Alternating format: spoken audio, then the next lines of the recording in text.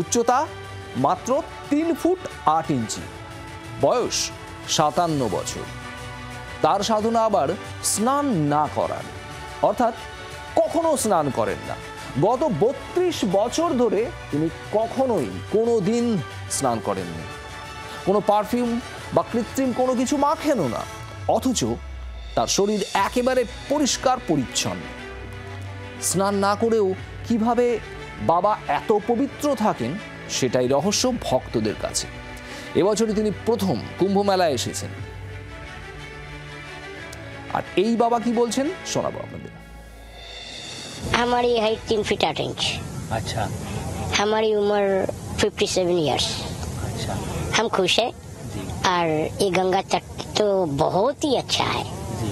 बस हम खुश हैं, तुम लोग आ गए हो तो इसमें भी हम खुश हैं। हम सबको नहाने के लिए बोलते हैं।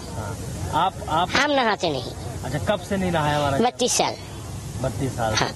तो ऐसा क्यों महाराज जी आपने संकल्प लिया? हमारे मन में एक संकल्प है, जी।